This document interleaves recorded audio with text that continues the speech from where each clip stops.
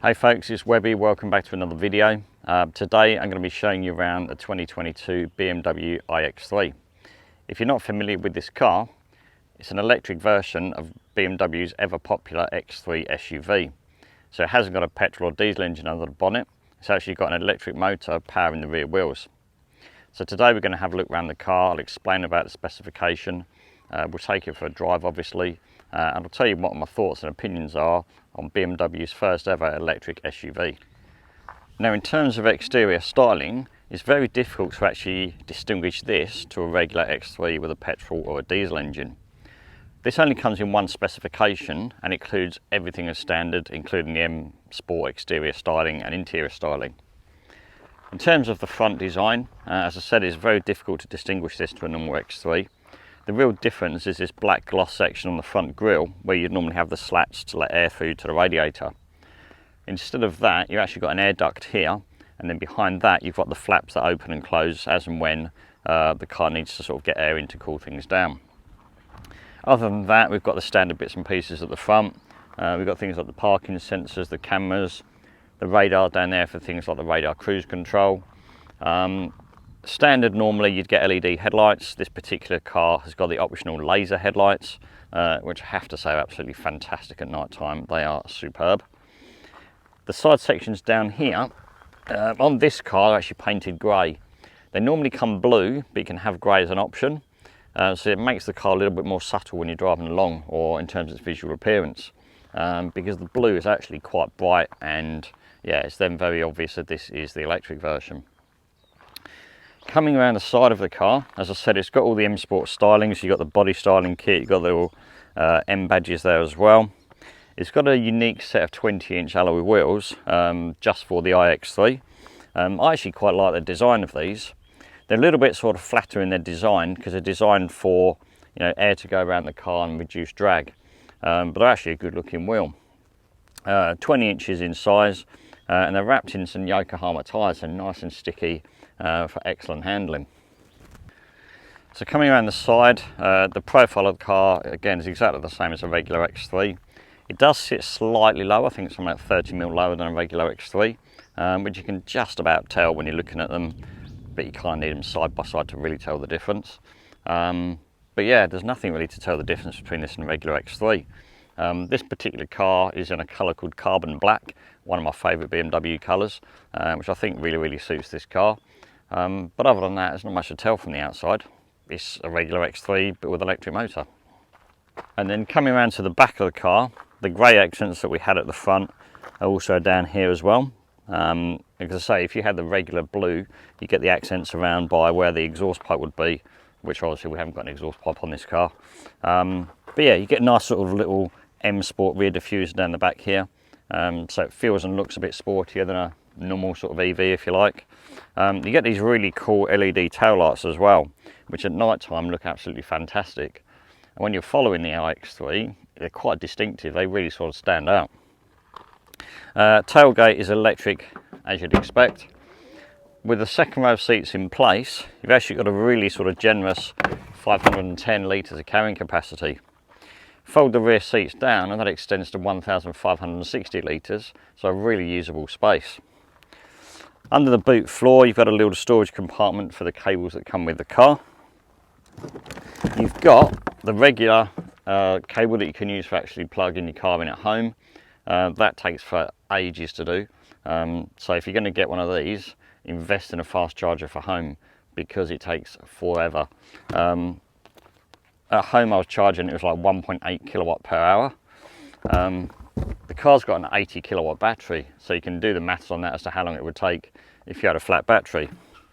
Thankfully, they give you this additional cable, so you can actually charge the car while you're out and about.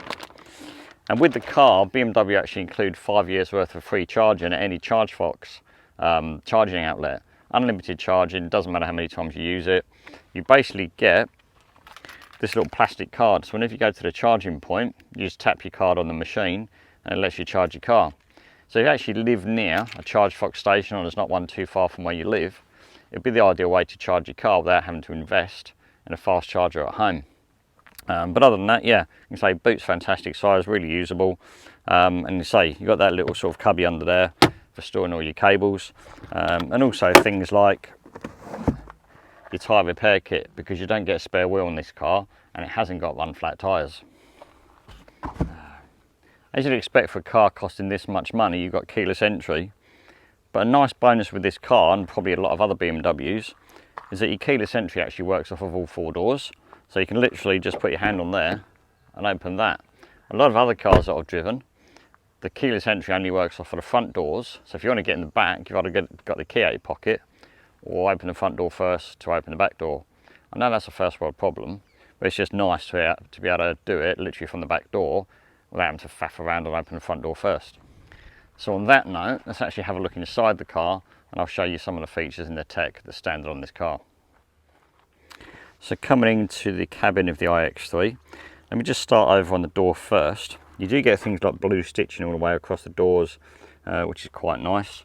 You've got a 16 speaker Harman Kardon sound system, which is absolutely superb. The blue stitching carries over onto these absolutely awesome sport seats. And they've also got the extendable section at the front there as well, so you've got really long legs. You can actually extend that section out and give your legs some support under your thighs. The seats fully electric, as you can see, with lumbar support. This button here actually allows you to adjust the bolsters as well for side support. So if you're going for a bit of spirited driving, they will hold you in superbly. Panoramic sunroof is also standard as well. As I said, everything on this car is standard apart from those laser headlights we looked at earlier. 12.3-inch digital display there for the driver. And then above that, in that little sort of cubby above the dashboard, is the head-up display. Another 12.3-inch display for your infotainment screen as well. That includes wireless Apple CarPlay and wireless Android Auto. It's nice to see some proper buttons down here for the air conditioning systems. Too many cars are going away from that these days, particularly things like Audi with their big digital screens for your aircon, which is okay if you like that sort of thing. But I think it's a little bit too fussy myself. We've then got the traditional BMW 1 to 8 buttons. These aren't just for storing radio stations, by the way. You can actually store things like sat-nav addresses, phone numbers, shortcut to menus. They're actually really good, like favourite buttons if you like. Just below that, we've got a little plaque, tells you that this is actually an iX3. There you've got a wireless charging pad. There's also a USB there, so you can charge a couple of devices at once. We've got a couple of cup holders, and then we've got a 12-volt power socket there.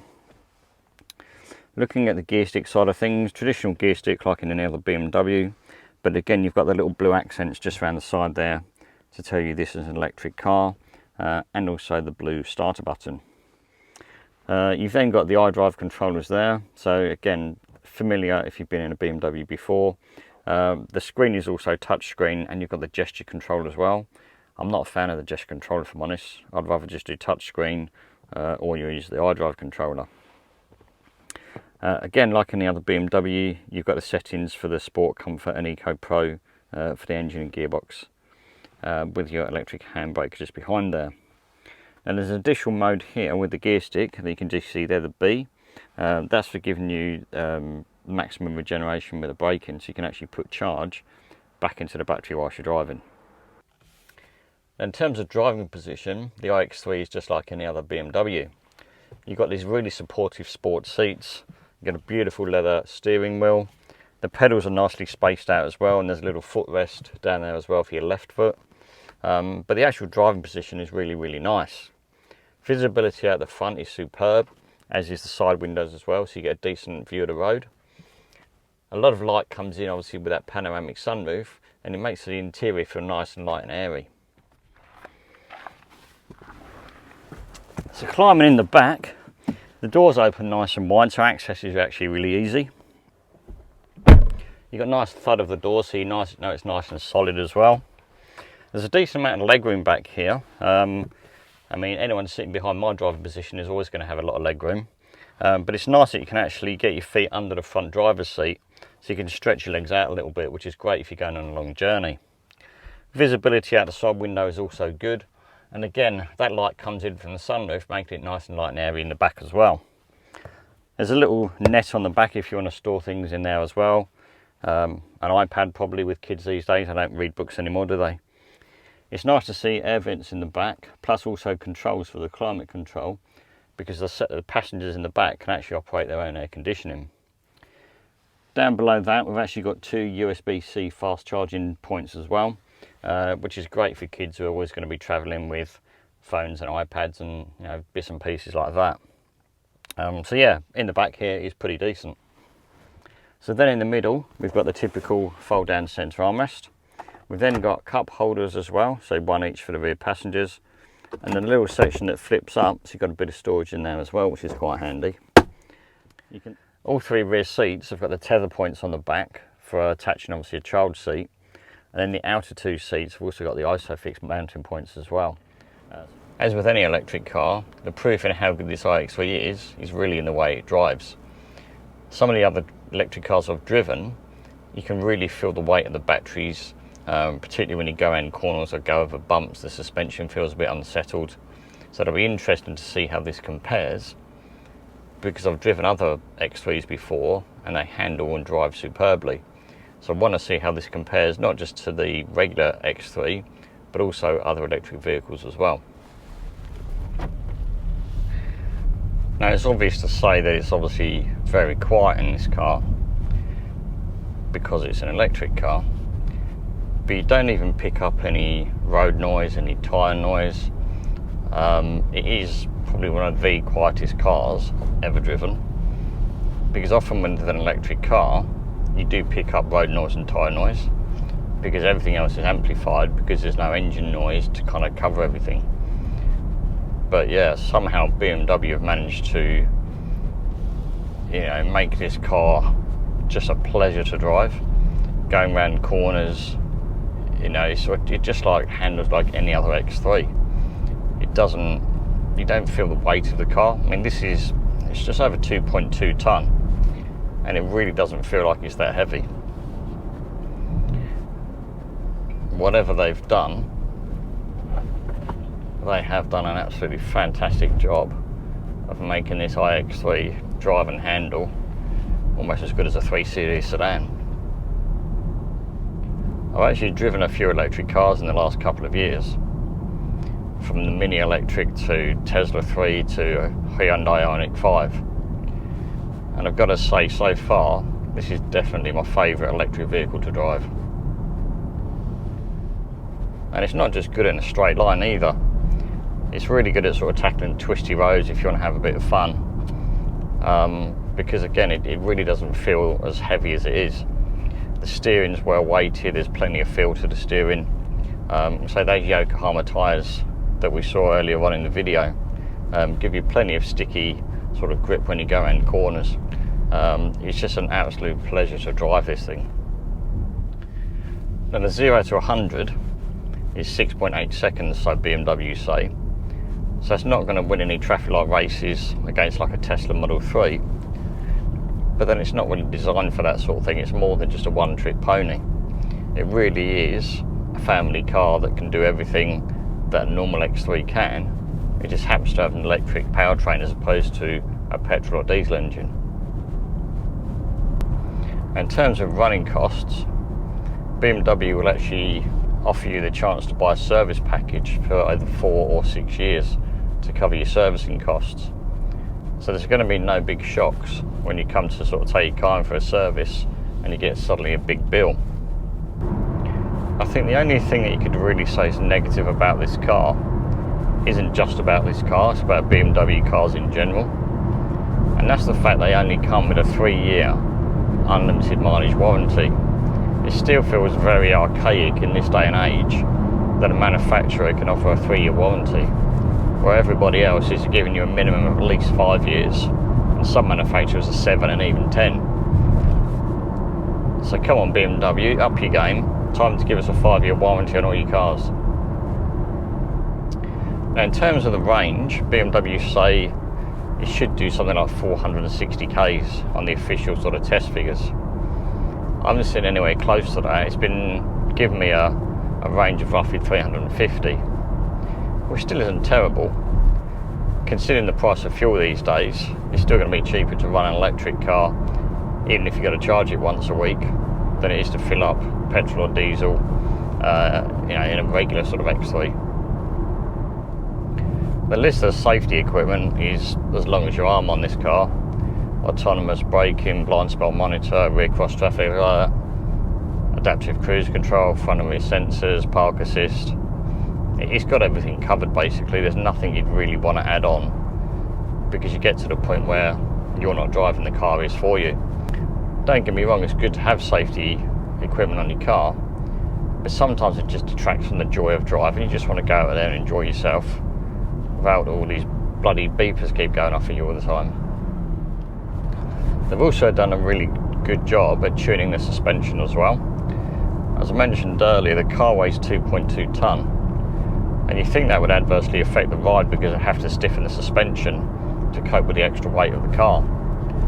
But in actual fact, they've done a fantastic job of the suspension tune, and it feels no different than something like an X3 M40i.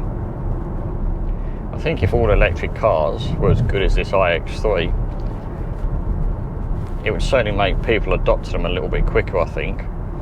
Obviously we need a better infrastructure here in Australia, but in terms of the actual cars themselves, if they was all as good as this, it would certainly make people consider what they buy next time round. So that brings us to an end to the video for the iX3. It's also the end of my week with the car, so I've got to go and give the keys back in a minute. I've absolutely loved it. I think it's definitely the best electric vehicle I've driven to date. If you've got any questions about this car, leave them in the comments below for me. I'll come back to you as soon as I can.